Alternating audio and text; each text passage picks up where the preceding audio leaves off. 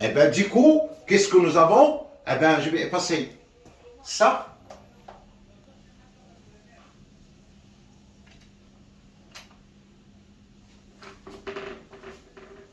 Nous allons avoir, donc, cette constante d'acidité Ka, eh ben, est égale, tout simplement, CH3COO- pour la concentration de H3O+, sur C1' par effet de dilution.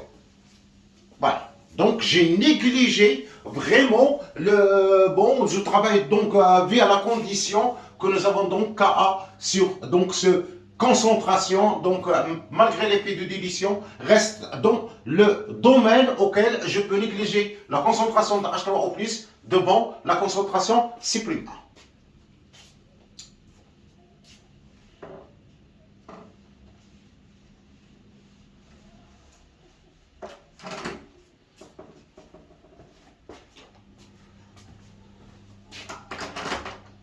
Alors, du coup, je vais en déduire cette concentration que je cherche. Alors, donc, Ka fois C'1 sur la concentration de H3O+, alors celui-là est égal à cette concentration CH3COO-.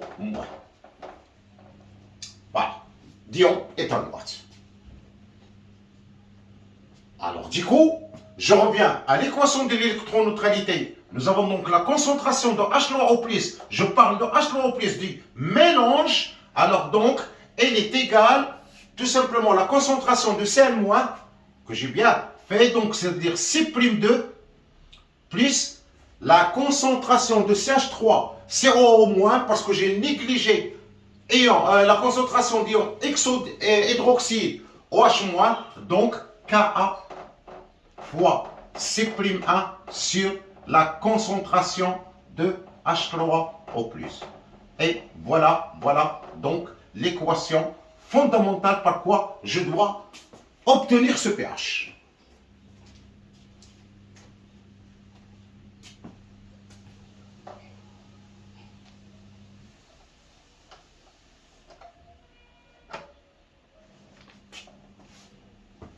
Bah, du coup, donc, je cherche H3O+. Alors, donc, je vais rendre même dénominateur. Vous connaissez donc l'affaire. Donc, il s'agit d'une équation de second degré. Alors, donc, H3O+, au carré, moins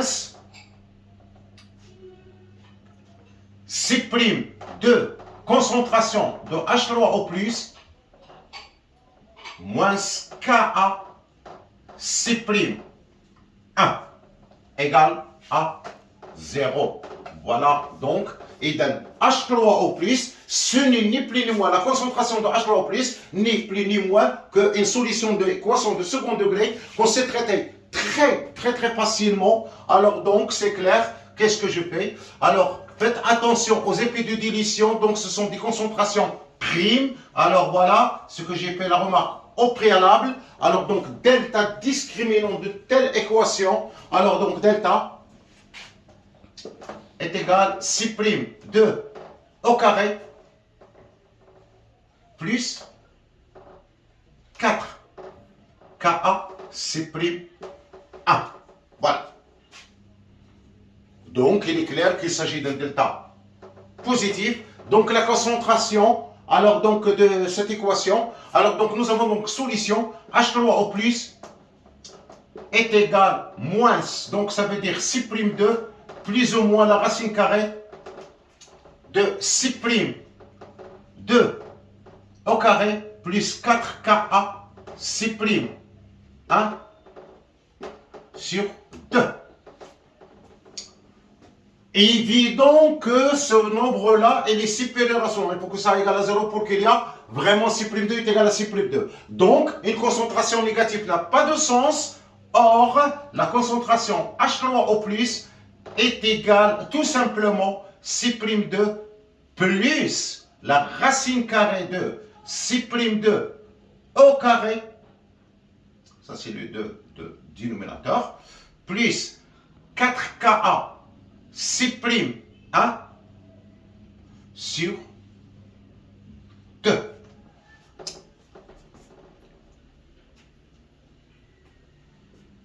Pourquoi? Car la concentration est un nombre qui est positif. Voilà, tout simplement ça.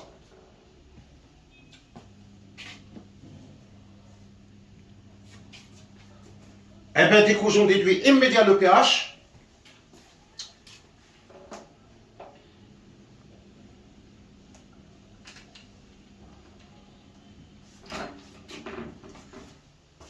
Donc, relation de Sørensen, donc pH est égal moins le logarithme décimal de la concentration de H3O+. Eh bien, du coup, pH égale moins logarithme décimal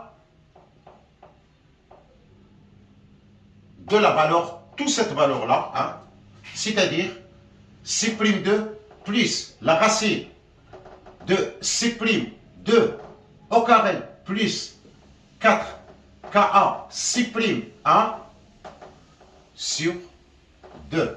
Et voilà donc ce pH. Attention, C'2 égale C2V2 sur V1 plus V2. C'1 eh ben, est égal C1 V1 sur V1 plus V2. Alors donc, on va bon, réellement, moi j'ai pas donné les valeurs, donc Ka c'est à peu près ici, donc 4,8, donc on prend une certaine concentration, un certain volume, on va prendre un certain, ça ce sont donc des données qui vont être claires, à partir de là, qu'est-ce que je vais faire? Je vais déterminer donc le pH via donc cette relation très importante. Donc la vidéo est largement terminée. Veuillez donc le bien partager. Merci de votre attention et à bientôt.